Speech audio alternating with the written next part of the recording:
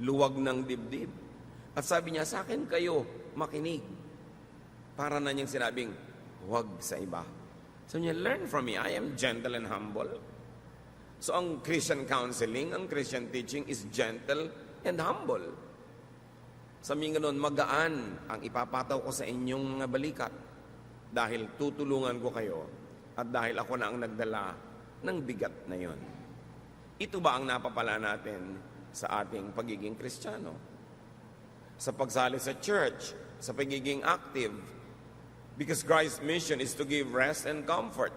Pahinga sa mga hindi makahinga, ginhawa sa mga lubhang nahihirapan. So therefore, Christian mission should be the same. Hindi kabaligtaran. Sadly, many people, when they become religious, are burdened with guilt. Lalong napapahirapan ng loob, napapagilty at nauusig, lalong nagiging mapagkunwari, lalong dumarami ang itinatago, at lalong humihirap ang tunay na kalagayan habang nagpapanggap sa panglabas na ang lahat ay mainam.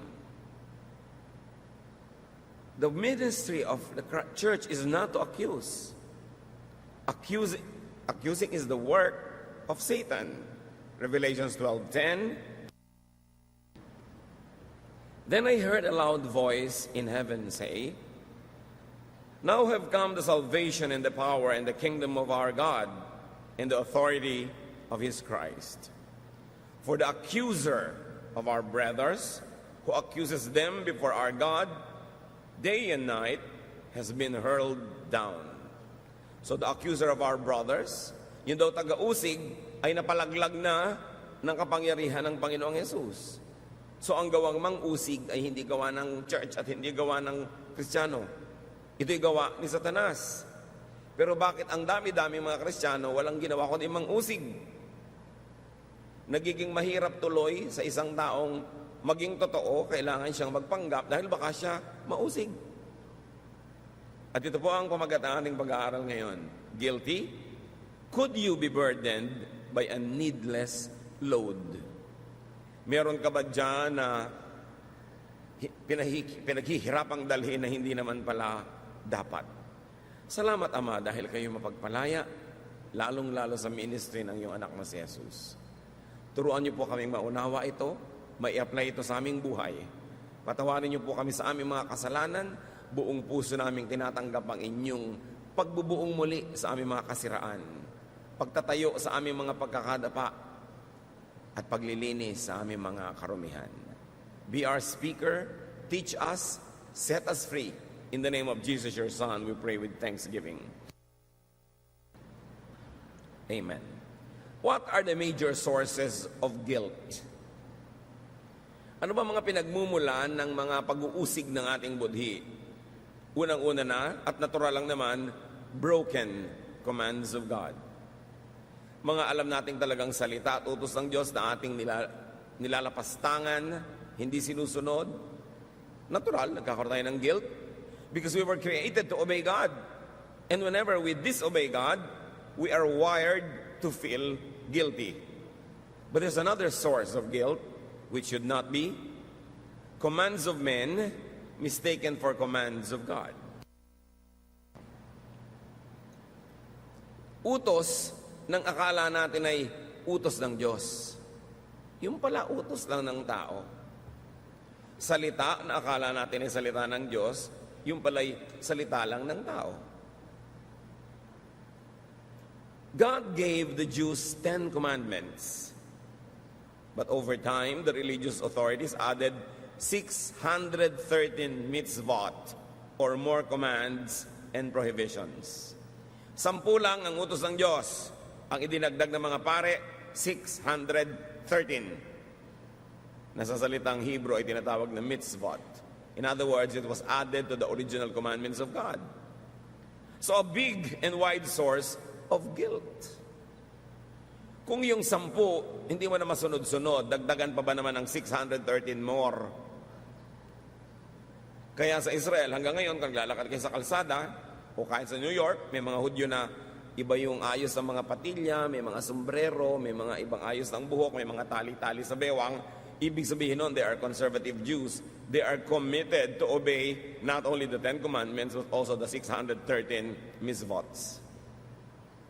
Can you imagine, bawat oras, bawat minuto, may opportunity ka to break something sa dinami-rami ng bawal. At pag nabe-break mo yon, akala mo na-break mo yung salita mismo ng Diyos. Iba ang value, iba ang weight ng mga salita, kautusan ng Diyos Ama, Anak, at Espiritu Santo sa mga salita ng patriarchs of the Old Testament, ng prophets, o ng mga disciples of the New Testament, or the church leaders after the New Testament. Words of great biblical persons are not always and necessarily the words of God. In fact, sometimes these great biblical persons are mistaken. Ang dami niyan kahit sa New Testament. Si Peter nga, natawag pa ni Lord Jesus na, Satan, get behind me, Satan. Maling-mali ang pinagsasasabi mo. Si Peter pa yon.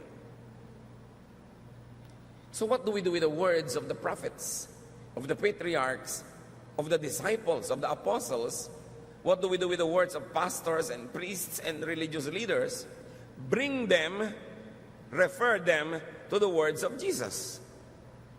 For everything else that completely agrees with the word of Jesus, value it, obey it as word of God because it agrees and it comes from the word of Jesus. But if it has no basis at all in the words of Jesus, then study if it's authoritative, if it really must be to kill or die for, is it really a must to obey? Kasi kahit sa New Testament, may mga inutos sa mga disciples na pang doon lang sa specific persons or groups of persons that received the instruction, not necessarily universal for all people at all time, in all places. Katulad ng utos halimbawa ng Diyos kay Noah na gumawa ng sasakyang pandagat para sila lumutang, hindi yun utos sa iyo, kay Noah lang. Ang utos halimbawa ni Paul sa mga babae sa Corinth na lagi magbelo, magpahaba ng buhok, pang kanila lang, hindi para sa lahat ng babae sa buong planeta, sa lahat ng panahon, sa lahat ng dako. Kasi may cultural reasons why those commands were given. Yung mga ipinagbawal na pagkain, ipinagbawal sa mga Hudyo, hindi naman sa lahat ng tao sa planeta. Who knows, the Jews might be genetically designed not to eat those foods. Pero kung ikaw naman ay Ilocana o ikaw ay Bisaya, baka pwede sa'yo kasi iba naman yung genes mo. So hindi mo pwedeng kopyahin, sundin, at pairalin sa buhay mo ang lahat ng utos at salita na nasa Biblia, kahit galing yan sa Biblia, kung hindi naman yun para sa'yo. Kaya dumarami ang pabigat, dumarami ang batas, dumadami tuloy ang nalalabag na batas na hindi naman pala dapat. Tapos lungkot na lungkot ka, durog na durog ang iyong puso, guilty ka, hindi naman pala dapat.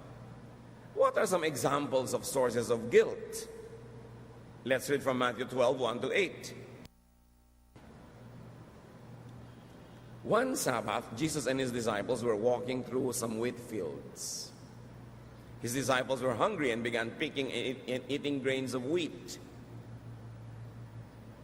Some Pharisees noticed this and said to Jesus, "Why are your disciples picking grain on the Sabbath? They are not supposed to do that." So, Sabbath ang pinag-uusapan, a legitimate member of the Big Ten Commandments. Pero meron silang nalimutan. Ang kausap ng Diyos sa Ten Commandments sa Sabbath ay employers and masters. Sabi niya, remember the Sabbath day, keep it holy, do not work. Do not make your servants, your female servants, male servants, and do not make your animals work. So ibinigay ng Diyos yung commandment sa mga amo para huwag nilang abusuhin yung mga tauhan at mga hayop, pagpahingahin man lang minsan isang linggo. So yun ang ibig sabihin ng huwag pagtrabahuhin. Ngayon, Sabbath, namitas ng konting makakain na bungang kahoy itong mga disciples, inuusig na sila ng mga religious leaders dahil bakit kayo nagtatrabaho ng Sabbath? See? Wrong application. And for many hundreds of years, the Israelites were burdened with the law of the Sabbath. Hindi makapagluto pag Sabbath, meron kang hindi ka pwede maglakad ng mahaba, na-regulate na nung 613 more rules. Samantalang ang espiritu lang nun, dapat pagpahingahin ang mga taong nasasakupan mo. Pero kung ikaw, kumating likod mo, gusto mong kamutin, hindi ka man pinipilit ng amo mo na gawin yun para sa sarili mo, you are free to do it. The Sabbath regulation was for that rich people and masters will not abuse their employees or their slaves or even the animals. So, Matthew 12:3-8, sumagot ang Panginoon. You surely must have read what David did when he and his followers were hungry. He went into the house of God, and then they ate the sacred loaves of bread that only priests are allowed to eat. Haven't you read in the law of Moses that the priests are allowed to work in the temple on the Sabbath? But no one says that they are guilty of breaking the law of the Sabbath. I tell you that there is something here greater than the temple. Don't you know that the scriptures mean when they say, instead of offering sacrifices to me, I want you to be merciful to others. If you knew what this means, you would not condemn those innocent disciples of mine. So the Son of Man is Lord over the Sabbath. Sabi ni Lord, nagpuputok ang butsinyo na pumitas sila ng konting bungang kahoy para kumain dahil Sabbath. Bakit ang mga pare nagtatrabaho sa loob ng templo pag Sabbath? Ba't sila exempted? Dahil ang ginagawa nila, paglilingkod sa kapwa. So, sabi niya, ang mahalaga, mapaglingkuran ng mga nangangailangan. Hindi yung to the letter, susundin mo yung regulasyon.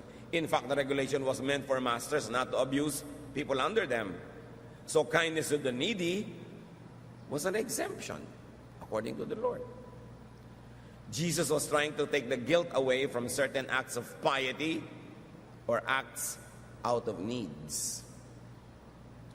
Surely, napakarami mga Jews ang napunta sa underground sa pagkukunwari at pagbabalat kayo pag Sabat. Hindi nila ipinapakita sa ibang nagtatrabaho sila. Pero surely, binibreak din nila yon. Long ago, I was in Israel and I took a taxi and we were traveling across Jerusalem on a Sabbath. And we were being stoned by many people. Nagagalit sila doon sa driver dahil nagtatrabaho pag Sabbath. Pero yung driver nagtatrabaho, hudyo rin siya. Kasi kailangan rin niya mabuhay.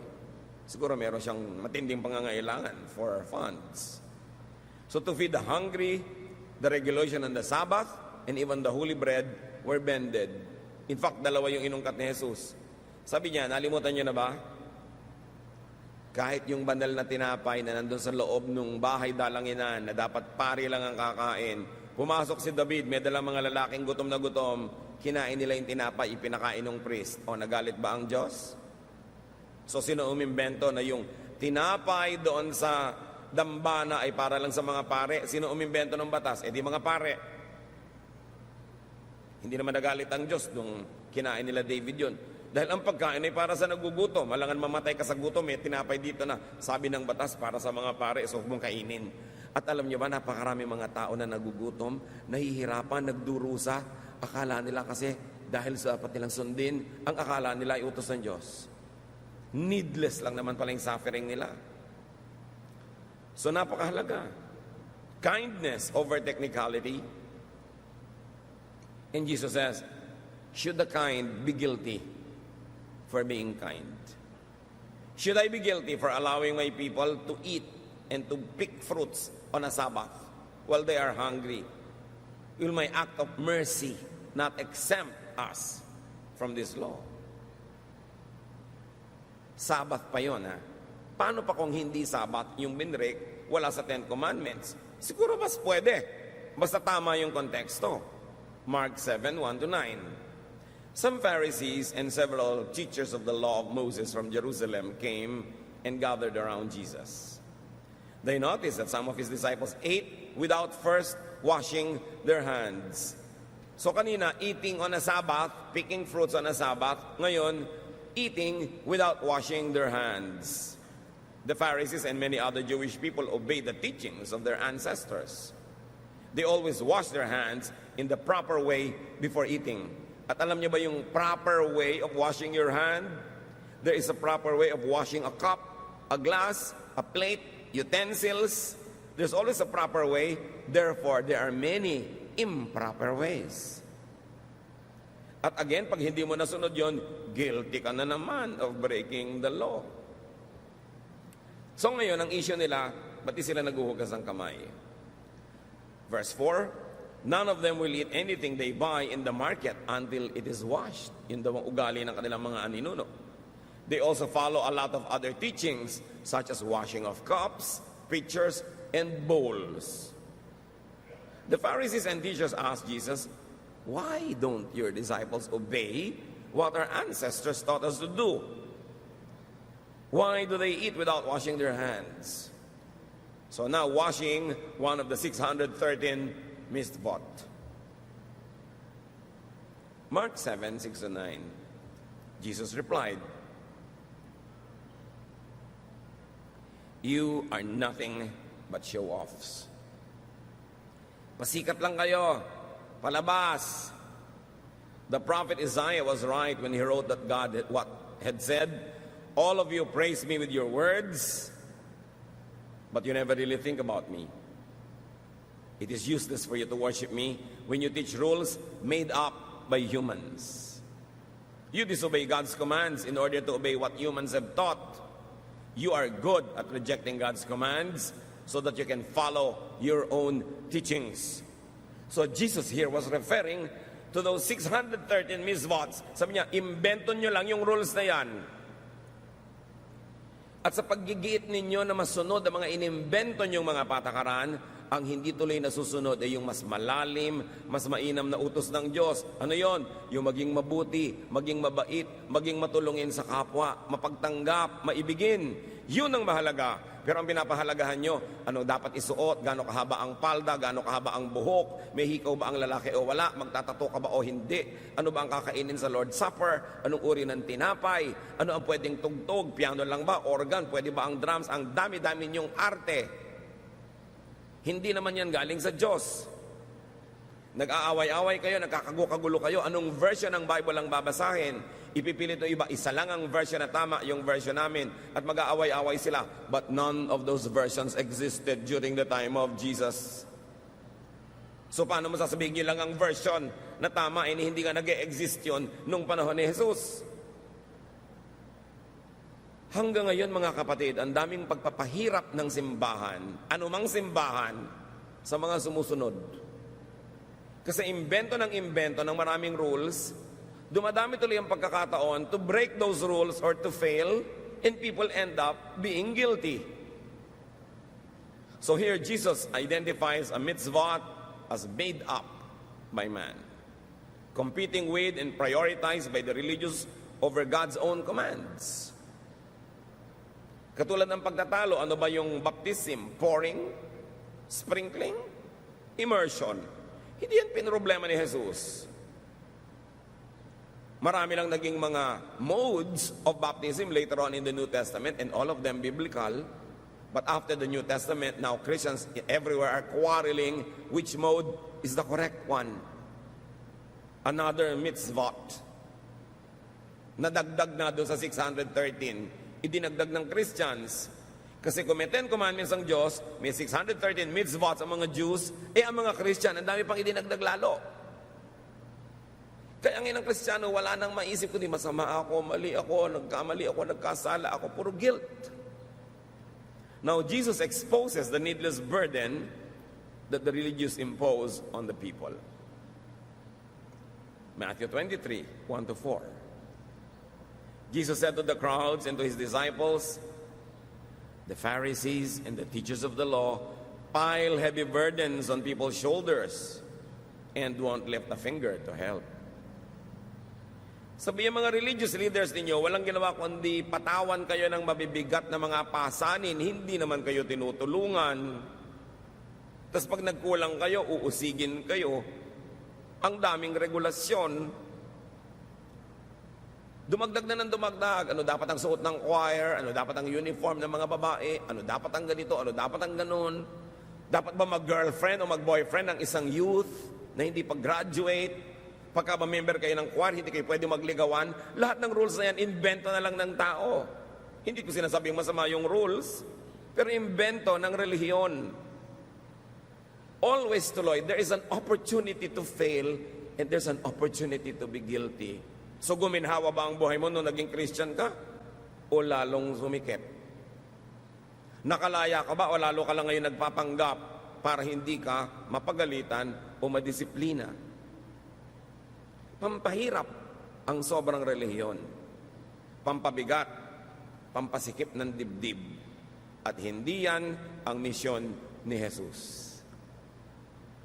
Matthew 23:15, Jesus speaks, "Woe to you, teachers of the law and Pharisees, you hypocrites! You travel over land and sea to win a single convert. And when he becomes one, you make him twice as much a son of hell as you are." Gumagastos pa kayo sa mga misyon, sabi ni Jesus. Tumatawid pa kayo ng mga dagat at bundok para may kaluluwa na madala sa inyong mga pinaniniwalaan at matapos sumunod sa inyo, nadodoble lang ang pagiging anak ng impyerno. They become sons of hell, they become judgmental, or if not, they become conflicted and tormented. Dati hindi siya guilty, ngayon guilty na. Mabuti sana kung galing sa Diyos yung pagpapagilty para siya magbagong buhay. Kung mitzvot lang pala, church ordinance lang pala, na inimbento ng board, o inimbento ng elders, o inimbento ng pastor, o ng pare, o ninuman, paano na yun? Sayang ang religion pag ganyan ang ginagawa. Hindi tinutupad ang utos ni Jesus, kabaligtaran ang ginagawa, mas pinahihirapan ang converts. I love Jesus very much. You know, Jesus in His ministry of comfort reduced all the commands to just two. Love God and your fellow men. Yung 10 commandments, forget it. 613 mitzvahs, forget it. Matthew 22:35-40. One of them, an expert of the law, tested Jesus with this question. "Teacher, which is the greatest commandment in the law?" Jesus replied, "Love the Lord your God with all your heart and with all your soul and with all your mind. This is the first and the greatest commandment. And the second is like it. Love your neighbor as yourself. All the law and the prophets hang on these two commandments." Niwala sa 10 commandments yung binanggit niya. Sabi niya, dalawa lang ang mahalagang commandment. Kaya siguro ipinadala ng Diyos Ama ang Diyos Anak para ituwid ang pagkakaligaw mismo ng templo, mismo ng relihiyon. Kailangang itama, kailangan magkaroon ng reformation. So niya, dalawa lang. Love God, love your fellow men. Love is above all. Gusto ko kayong hamunin. At this point, humanap kayo ng application sa sinabi na yan ni Lord. Niya, ito lang ang unahin mo. Love God and love your fellow men. Paano niya i-apply ngayon sa mga moral laws na nakasiksik sa inyong utak? Paano niyo i-apply yan sa inyong concepts of right and wrong? Sa inyong concept of justice and judgmentalism? Sa inyong concept of religiosity? Sabi ni Lord, ito ang mahalaga. Love God, love your fellow men. Applyan nyo. I cannot do it for you. But you have to say, itong law na to ng bahay na nabe-break ng asawa ko, lagi niyang iniiwan yung mga damit niyang nakakalat kung nagbibihis siya. What will I apply? The law of the house or the law of love? Nagkamali itong aking anak. What will I apply? Yung rules ng family na hindi ka pwedeng bumagsak sa klase mo kung hindi, blah, blah, blah, or the rule of love. Nagkamali ang asawa ko, nagtaksil sa akin, nagsisisi ngayon. What will I apply? Justice or mercy? Tinuruan na tayo ni Jesus kung anong dapat mangibabaw. Not legalism. Legalism belongs in the court of law, but not in daily life. Because if you're going to be legalistic, no one will love you. And you cannot be loving anybody. You will always insist. Sabi ng paragraph 10, article 3, sentence number 2, pero wala magmamahal sa'yo. Pag legalista ka masyado. So sabi ni Lord, love. You cannot go wrong when you love. Because God is love. And it is the greatest of all the commandments. Hindi nga kasama sa commandment yun eh. Pero si Jesus, sinabi niya, it is the real commandment. And it is the greatest. Another source of guilt, misreading, misinterpretation, and misapplication of God's Word. Okay, God's Word talaga. Hindi words lang ng kung sino, hindi words lang ng kung sinong prophet or disciple na labag sa sinasabi ng Diyos Ama o Diyos Anak o Diyos Espiritu Santo. Hindi salita lang ng pastor o ng religious leader. Talagang God's Word. Pero paano pa maaaring maging caution of unnecessary guilt? When you misread, misinterpret, and misapply it. God's Word nga. You have good intention, but probably bad scholarship. Mali ang basa, mali ang pagpapakahulugan, at paglalapat. Tulad na lang ng mga issue ng belo, ang kausap, Corinthian women, hindi naman ikaw. So ngayon, hirap na hirap ka, guilty ka, hindi ka nagbebelo, o ginadjust mo, hindi nagbebelo, mali naman ang basa mo eh. Although word naman ni Paul yon, hindi naman yun word of God, yung tungkol sa belo. Kasi hindi naman God si Paul, hindi God si Peter, hindi God si David or Abraham. Isa lang ang God, di ba? Kaya pag nagbabasa kayo, letter to the Corinthians, letter to the Ephesians, huwag niyo sabihin, thus is the word of God. No, it's the word of Peter, it's the word of Paul, it's the word of whoever. It's not the word of God kasi those men are not gods. Dapat malinaw yun. Minsan nagbabasa ka ng kung ano-anong mga letters dyan sa Bible, tapos mo, word of God. It's the word of God if the teaching perfectly coincides with, agrees with, and follows the words of Jesus. Otherwise, it's a human opinion. It's the opinion of Peter, it's the opinion of Paul, it's the opinion of James, but it's not the word of God. Dapat malinaw yon.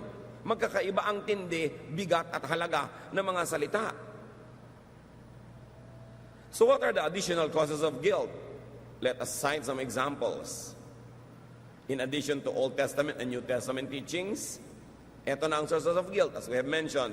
Congregational, sectarian rules, and regulation. Yung mga rules and regulations ng inyong kongregasyon, ng inyong kapatiran, ng inyong fellowship, whatever. At marami yan. Nagdagdag sila sa mga misvot. Mode of baptism, elements of the Lord's Supper, attire, length of hair. May Christmas ba o wala? Issue rin yan. Church ba kayo o fellowship lang? Nadidinig nyo yan, di ba? Ang pastor nyo ba reverend o pastor o brother lang? Alam nyo, hindi ko masikmura na ang tao tawaging reverend. Kaya gusto ko tawag niya lang sa akin, Kuya Ed. Kasi kumisan, pastor ba? Wow. Pero may reverend ba? Ay, meron ba o wala? What's the big deal? Kumisan yung sobrang pagpapahalaga sa title is the reason why I refuse all of these titles. Kakilakilabot, may tao bang reverend? Banal? Kabanal-banalan? Ano siya? Katipunan na anak ng bayan? At ang dami pa niyan, etc., ad nauseam, nakakasuka na sa dami ang mga congregational rules. Hindi ka pwedeng tumugtog sa banda pag mahaba ang buhok, nasan yung verse? Hindi mo pwedeng ligawan ng kapwa choir member, pareho naman kayong binata at dalaga. Bakit? Ang dami. Well, if it works in some congregations, that's their business. But I don't think it is a word of God to die or kill for. It's an opinion. Siguro yung mga church leaders, nakita na mas effective yung ministry, mas less ang problem pag ganun yung policy. But sometimes the obedience of that policy stops people from being human. At hindi rin naman sinusunod ng mga choir, nagliligawan din sila. Nakalihim lang. It's only underground. And therefore they are guilty. That's what I mean. You create rules that force them to go underground and to feel guilty. Kung honorable, parehong single, ano nang pakialaman mo magligawan yung mga yan? Ba't pati yun, pinapakialam na mo pa? Diba? So napaka-importante na sabihin natin, ay, policy lang yan ng mga tao. But then you are a member of a church, so you obey. Ayaw mo mag-obey, di join another church. Pero pag nandun ka, di mag-obey ka, alam naman nandun ka, tapos ayaw mo mag-obey. At yun ang problema. gaano karami ang ilalagay natin na mga regulasyones that will force people to either sacrifice, feel guilty, or disobey? Kailangan ba talaga? Marami niyan mga gravely misunderstood, over-sensationalized, and over-demonized aspects of life, like lust, sexuality. Sobra ang pagpapagilty ng simbahan sa mga tao when they have sexual feelings. Pero sino ba ang nag-create ng human body? Di ba Diyos? So bakit kung magiging guilty ngayon kung nakikiliti ka, na-attract, basta hindi mo ginagawa to the point na nagiging kasalanan na, nagbe-break ka na ng rule, nangaagaw ka na ng hindi sa'yo. You know, creation, design, and biology all express the intention of the Creator. Then religion imposes unrealistic and unnatural expectations and requirements. Ituturo sa mga young boys, naku, hindi kayo dapat nagkakaroon ng sexual arousal pag nakakita kayo ng maganda. Eh, anong gagawin mo? They are wired to be aroused. So, guilty na ngayon sina-arouse. Ang mahalaga lang, what will you do with the arousal? How will you contain it? How will you control it? How will you decently put an end to its urges and the fevers that it gives you? Pero for people to feel guilty for being normal, created by our God to be like this, it is an unnecessary guilt. Labag na yan sa Biology 1. Remember that God is God of Biology 2. So ang nagiging result is guilt for what is only natural. God is the designer and author of nature. Now again, challenge number 2, apply and process this in your own life. How will you differentiate between even sexual attraction that you should be guilty of and that which you should not be guilty of? May dumaang maganda na attract ka, magigilty ka na ba? O magilty ka kung sinundan mo siya at ni-rape mo doon sa dilim. O inagaw mo siya sa asawa niya. Pero ina-attract ka, sabi nga ni Martin Luther, you cannot stop birds from flying over your heads. But you can stop them from nesting in your hair. So may mga natural lang. Huwag masyadong serious. May mga tao wala nang ginagawa kundi mag-confess. Lagi. May young person, nakayuko ka naman, nagko-confess po ako, nagandahan po ako sa dumaan. Hindi wala ka nang gagawin, hindi mag-confess araw-araw, minuto, kasi marami maganda. When you do what you could to be godly, forgive yourself for imperfections. Forgive yourself for your human and natural impulses. For all you know, God might not even be offended. Living creatures are designed and wired to multiply. Isa yan sa mga utos lagi ng Diyos, go and multiply. The birds will multiply. The plants will multiply. Humans will multiply. Everything and everywhere. Creation is filled with animals and plants that are wired to multiply. Therefore, they are to be sexually oriented. Kahit ang bulaklak. The bulaklak is the sexual organ of the plant. At kung ano-anong ginagawa ng bulaklak para umakit ng bubuyog. Di ba nagpapabango, may mga kulay, may mga kung ano-anong mga lumilipad-lipad na mga design. All of it to attract pollination. All of it to attract sexual intercourse through the insects. So that the flower will become a fruit and the fruit will become a tree. So, mamasamayin niyo ba yung bulaklak na nagpapaganda? Mamasamay niya sa bulaklak na, di bale, wala akong kulay pero mabango naman ako. Kaya lahat ng mga bulaklak na walang kulay, mabango. Yung mga wala namang bango, makulay naman ako. Dinadaan sa mga kung ano-anong gimmick to attract insects. And if plants would do that, will you demonize people if they like to be attractive or if they get attracted? Kailangan lang ilalagay mo sa lugar yung susunod na mga hakbang niyan. Pero don't be needlessly guilty for being alive. Remember that you're spiritually imperfect, especially after the fall. But remember also what God remembers about you. Psalm 103:13, 103:14 rather, because God knows we are made of dust. Alam niya, gagawa tayo sa lupa. At hindi laging masamang we are made of dust. Naaalala lagi ng Diyos, oo nga, nilikha ko sila to reproduce among themselves in a sexual way. Kahit mga bubuyog, walang inisip kundi mag-sex, di ba? Mga aso, mga pagong, mga halaman, lahat. But of course, we humans are governed by higher spiritual laws, but you should not demonize yourself for being alive and for being sexually alive. Except that God has given us ways how to address these needs and this need of humanity to continue to procreate. Pero hindi laging guilty, laging guilty, laging guilty.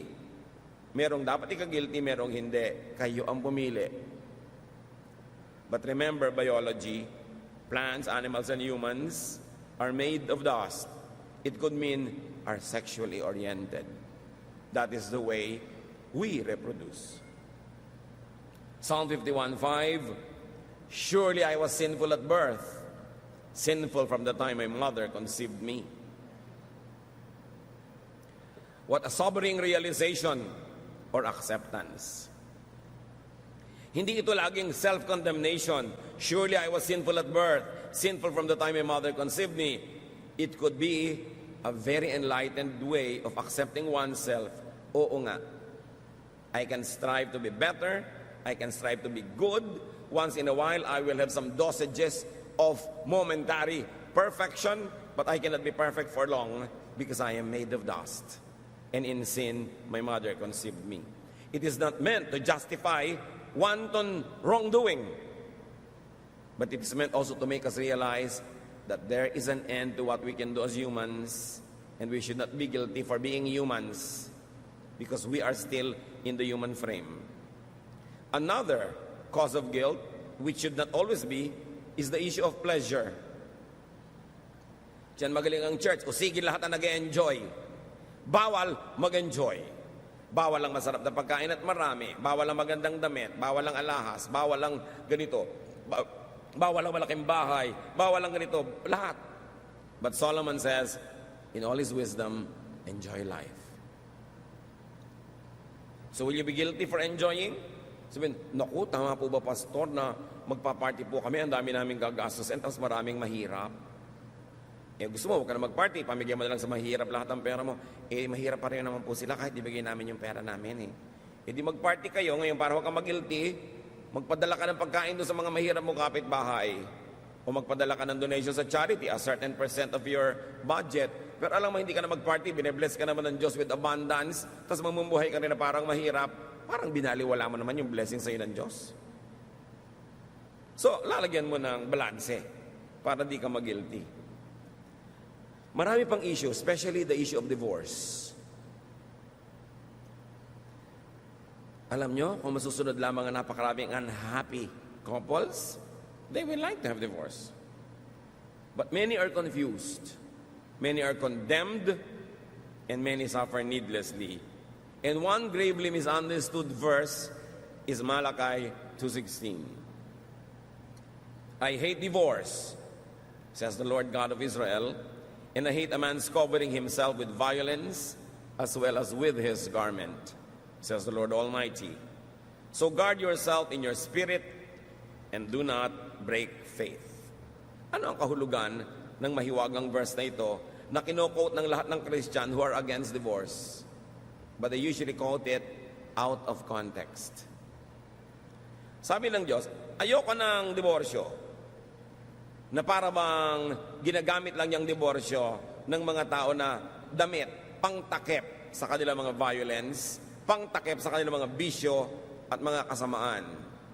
Here, divorce refers to Israel's unfaithfulness to and departure from God than to a husband and wife separation. Yun ang problema sa bad scholarship. Ang tunay na tinutukoy dito ay ang paghiwalay ng Israel sa Diyos, hindi yung paghiwalay ng babae at lalaki mag-asawa. Ginamit lang yung metaphor ng marriage, pero ang tunay na tinutukoy ng subject matter, pagtalikod ng Israel sa Diyos. At pakikitungo sa ibang mga Diyos-Diyosan. Marriage was used only as a metaphor or a symbol, but Malachi is not talking about human marriage. It's talking about the partnership, the covenant between God and man. At yung salitang divorce, in biblical vocabulary, also referred to man's abuse of it, of disempowering and destroying women. Tatandaan nyo, kung yung bread nung araw ay tinapay na ngayon ay pwedeng pera na ang ibig sabihin, nung araw ang mouse ay dagang hinahabol ng pusa, ngayon yung kasama ng computer. Kung ang virus nung araw ay yung may sipon kat ubo, ngayon yung computer mo ang meron, naiiba ang kahulugan ng the same word, ganun din yung divorce. Yung divorce na pag-aalam natin ngayon na paghihiwalay ng mag-asawa, hindi ganun ang exact kahulugan ng divorce nung araw. So what was the divorce that God hated? Sinasabi niya yung covering himself with violence using divorce. Breaking faith, according to Malakay 2:16, is like divorce. But mostly, sa Old and New Testament, pag binabanggit ang divorce, may loaded meaning yan. Pag-abuso ng lalaki sa babae. Paano yon? Matatandaan natin na si Moses, sabi niya, nag-utos siya, mga lalaki, kung di-divorce yung mga asawa niyo, bigyan niyo ng certificate of divorce. Why a certificate of divorce? Para mas humirap naman sa lalaki na basta-basta na lang mang-divorce. Why? Nung araw, sasabihin lang ng lalaki sa kanyang asawang babae, ayoko na sa'yo, divorce na tayo, tsupi. Talsik na ang babae. Ganun lang. Matabangang sinigang, divorce. Hindi ka good in bed, divorce. Hindi ka maagang bumangon, divorce. Kahit ano, pwedeng i-divorce ng lalaki ang babae, pero hindi pwedeng i-divorce ng babae ang lalaki. Unfair, no? So sabi ni Moses, mga lalaki, kung magpapadivorce kayo, bigyan nyo ng certificate. At least pupunta ka pa sa pare, papapirmahan mo pa, medyo mahirap, baka ma-counsel ka, mapigil ka, dahil wala namang kalatoy-latoy ang dahilan ng divorce mo. Meron pa mga lalaki, may magugustuhan silang ibang babae, pero siyempre alam nila kasalanan makiapid doon dahil may asawa sila. Di-divorcehin nila yung babae ngayong gabi. Makikiapid sila doon sa ibang babae ngayong magdamag.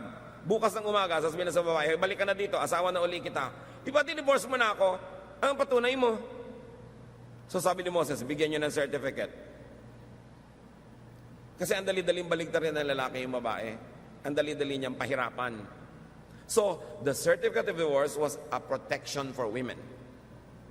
Hindi yun pag sang-ayon na basta mo na lang siya i-divorce. Binigyan man lang kahit konting protection. Now, ito yung divorce that God hates. Yung I hate divorce. God and Jesus hated divorce, the instrument by which men so easily threw women away, only to pick them up at will. That was a divorce God hated. God and Jesus hated the kind of divorce that abused the weak, that caused women and the weaker partner to suffer. Yun ang divorce na tinutukoy. The word divorce then does not exactly mean what divorce means now.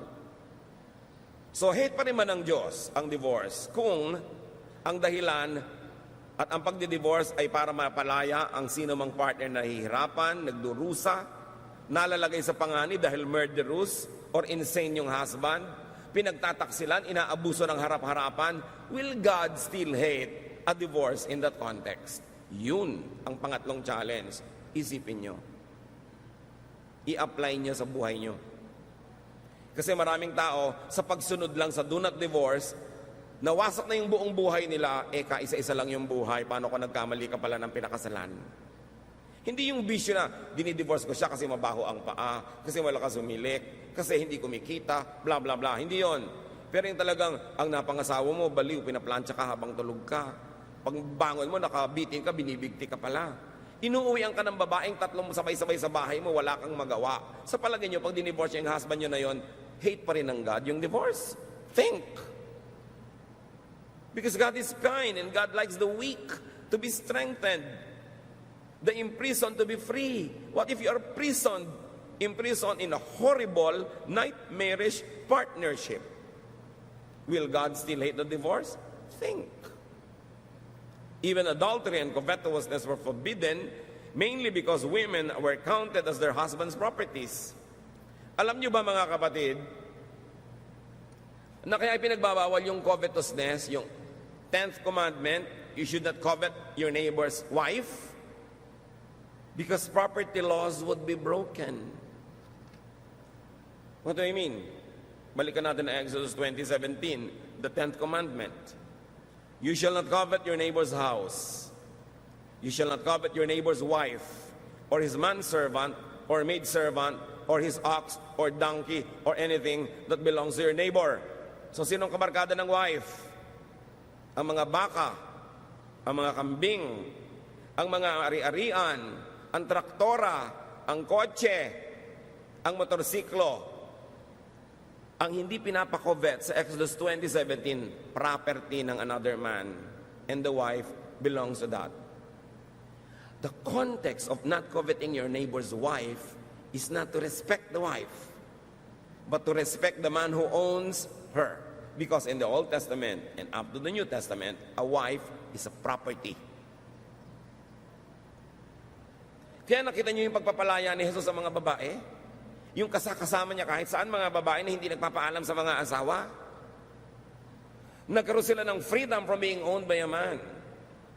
Yung babaeng si Mary na nakikinig sa kanyang pagtuturo, kasama yung mga kalalaki, sabi ng Sister Martha, papuntahin niyo po yung kapatid ko si Mary sa kitchen where we women belong. Natanggap na ni Mary yun ni Martha. Sabi ni Lord, gusto ni Mary maging disciple, gusto niya magturo, gusto niya maging parang lalaki, hayaan siya dito. She has actually chosen the better portion, sabi ni Lord. Pinapalaya niya ang sarili niya. Maganda yung pinili niya. You know how lovable Jesus is? Kung paano siya magmahal sa mga naaapi, sa mga kawawa, sa mga kapuspalad, sa mga nakagapos. Kaya sabi niya, come to me all of you who are tired. Nakakapagod yung religion nyo. Nakakapagod yung mga 613 mitzvot. Nakakapagod lahat yan. Ang commandment lang, love. Love is the greatest. Come to me. That's why all the religious people wanted Jesus dead.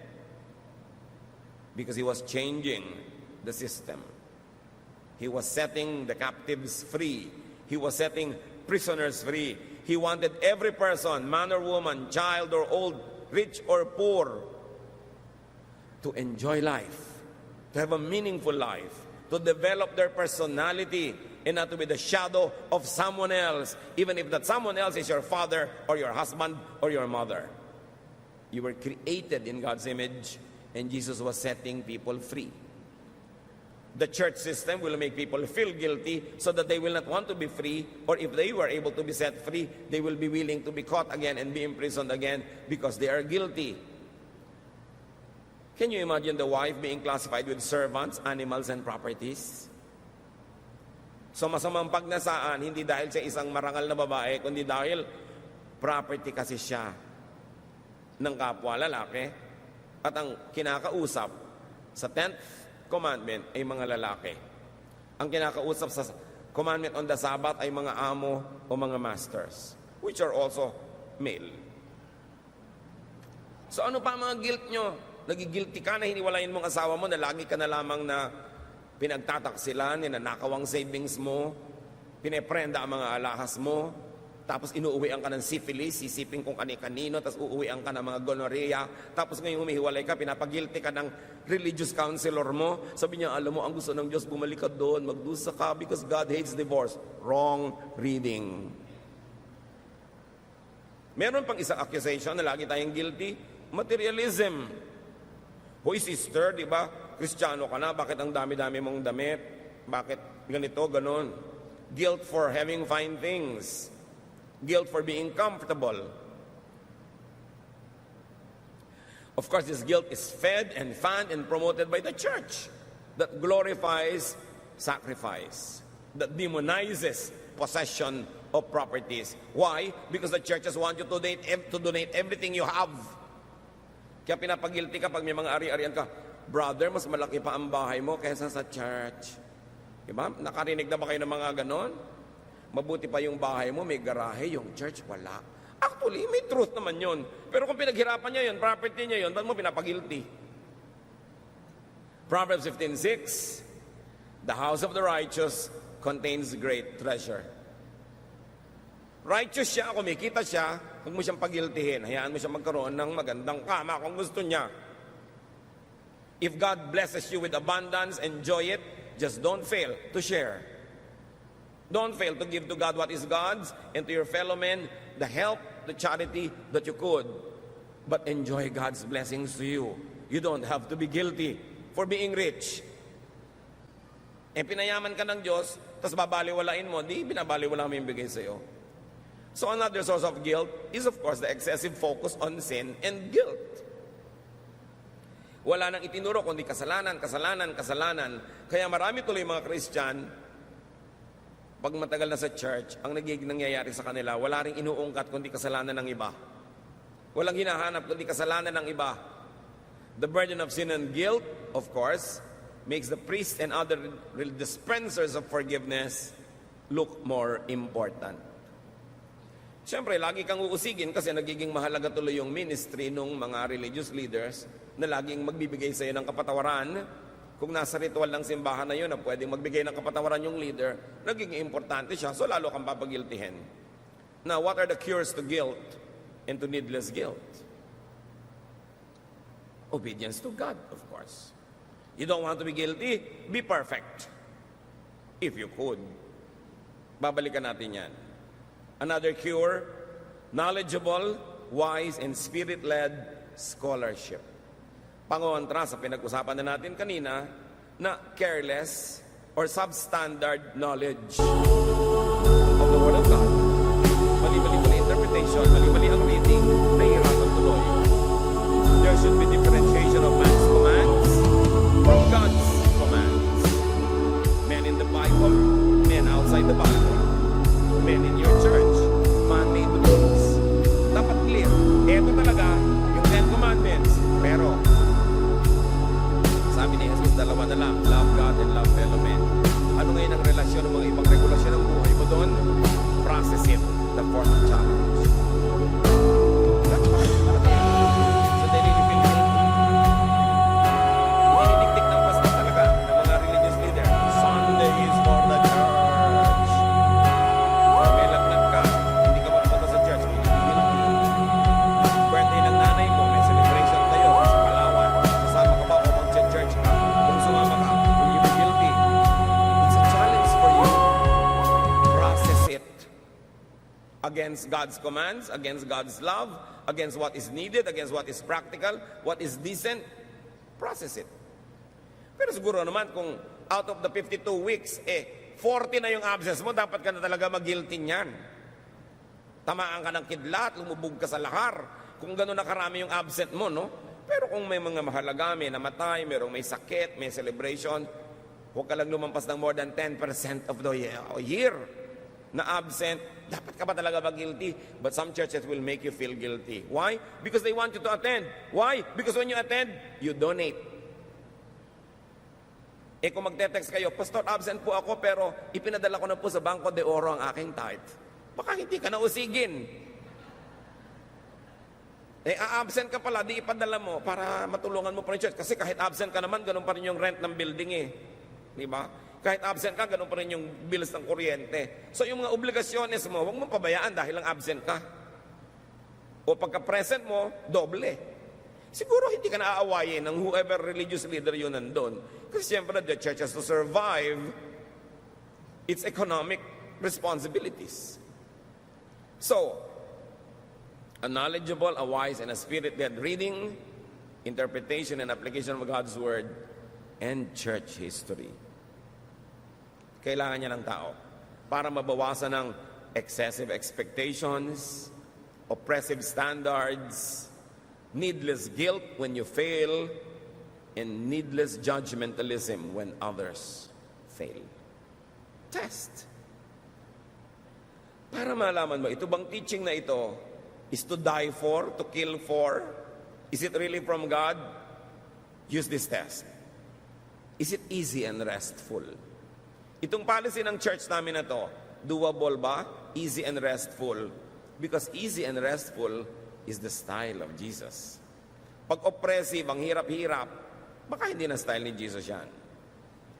Ask yourself, does it make life easier and more restful? Is it Solomonic and Jesus-like? Does it condemn or affirm? Include or exclude? Accept or reject people? Does it make one self-righteous and judgmental and separatist? Itanong nyo yan. Yung meron kayong kaharap na policy, rule, law, and you say, pampahirap yan ang buhay, hindi tayo dapat ganyan, dapat pagaanin natin. Kasi doon nga sa labas sa mundo, ang bigat-bigat na ng dala ng mga kapatiran, alang na mapagpasok sa church, mas dadaganan pa natin. Mararamdaman mo kung off ang reading, pag ito'y oppressive at papunta sa guilt trip. Parang papunta sa guilt trip ito dahil sigurado hindi naman ito masusunod eh. Halimbawa, may policy ang church, o ting linggo, alas 4 ng umaga kayo darating dahil magdadasal tayo na 3 oras before worship. Alam mong, ay marami hindi makakasunod, magigilty lang. Gawin na lang nating 6:30. Ganon din naman yun. Another cure to guilt is of course confession. If you could not be perfect, yan yung sabi natin kanina, be perfect or jump to 3, confess. Do your best, then acknowledge your shortcomings if your best is only up to so and so. Be perfect, but if you couldn't, when you fail, confess. Ang bait ng Diyos. Mataas ang requirement niya. Sabi niya, be perfect for I am perfect. Tapos may kasunod, 1 John 1:9. But if we confess our sins to God, He can always be trusted to forgive us and to take our sins away. So mga anak, dapat perfect ang grade mo. Pero kung 74, love pa rin kita. Yun. May mga anak, takot na takot sa magulang, nagpapakamatay pa yung iba dahil mababa yung grade. Kasi tinakot ng tinakot. Dapat mataas talaga yung expectation mo. I expect you to excel. I want you to be the best. I want you to win. But if you don't win, my love remains the same. Yun ang love ng Diyos. Love na hindi natin dapat gawing lisensya para huwag na tayo magsikap na maging mas mabuti ng mas mabuti ng mas mabuti.